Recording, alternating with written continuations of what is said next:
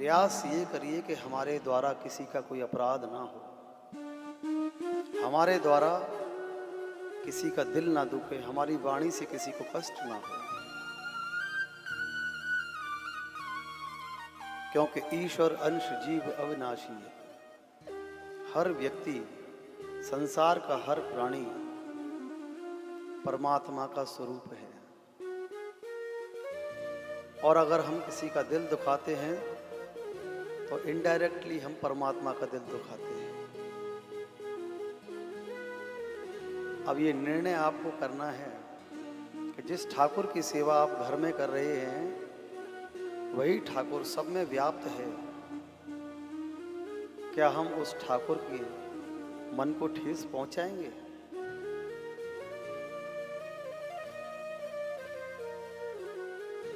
किसी व्यक्ति की अगर 2 संतान हैं, अपने कर्मानुसार एक संतान उच्च पद पर पहुंच जाती है, दूसरी वहीं रह जाती है, लेकिन माता पिता के लिए तो वो दोनों संतान एक जैसी हैं, उनके लिए प्रेम भी एक जैसा है। लेकिन जो संतान उच्च पद पर पहुंच गई और वो संतान अपने छोटे भाई का अगर सहायक बन जाए, उसकी मदद करने लगे, तो सबसे ज्यादा प्रसन्नता किसे होती है जी? माता पिता को होती है कि देखो बड़ा भाई सब कुछ करने में सक्षम है और अपने छोटे भाई की हेल्प भी करता है। भगवान प्रसन्न होते हैं कब? जब हम समाज में, संसार में किसी को लाचार देखते हैं, किसी को परेशान देखते हैं, किसी को दुखी देखते हैं, और जो भी संभव हमसे बन पड़े जब हम उसकी सहायता करते हैं, तो श्रीमन नारायण जो कि जगत के पिता हैं वो हमें देखकर प्रसन्न होते हैं। और जब वो हमें देखकर प्रसन्न होंगे तो उनकी कृपा जो प्राप्त होगी, उनका आशीर्वाद जो प्राप्त होगा, तो जितना आपने दिया है उससे कई गुना बढ़कर आपको प्राप्त होता है।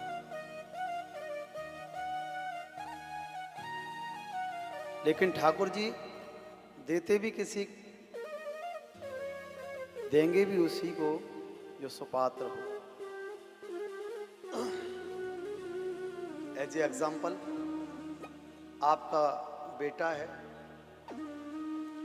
उसने एक दिन आपसे 10 रुपए मांगे, आपने बच्चे को 10 रुपए का नोट दे दिया। अब वो बच्चा बाजार चला गया, कुछ देर के बाद आप भी बाजार की ओर निकले। आपने क्या देखा कि वही बच्चा सड़क पर खड़े होकर उस 10 रुपए की एक सिगरेट खरीदी और धुआं उड़ा रहा है। वही बच्चा अगर आपसे अगले दिन कहेगा कि पिताजी 10 रुपए दो, तो आप दोगे? जवाब दो, दोगे क्या? नहीं दोगे। इस कथा को दोबारा सुनिए। आपके बच्चे ने आपसे 10 रुपए मांगे, आपने 10 रुपए निकाल के दे दिए, बच्चा बाजार चला गया। कुछ देर बाद आप बाजार के लिए निकले, आपने देखा कि बच्चा हलवाई की दुकान पर खड़ा हुआ है, 10 रुपए का एक राजभोग खा रहा है। वो बच्चा आपसे अगले दिन पैसे मांगेगा, आप दोगे कि मना करोगे? दोगे ना। प्रभु ने जो भी हमें दिया है, अगर हम उसका सदुपयोग करते हैं तो श्रीमन नारायण प्रसन्न होते हैं और पुनः आपके लिए फिर से तैयार रहते हैं कि इसे दो।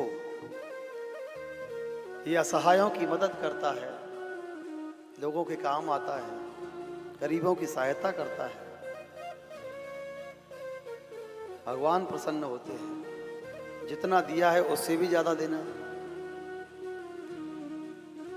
उससे भी ज्यादा प्राप्त होता है।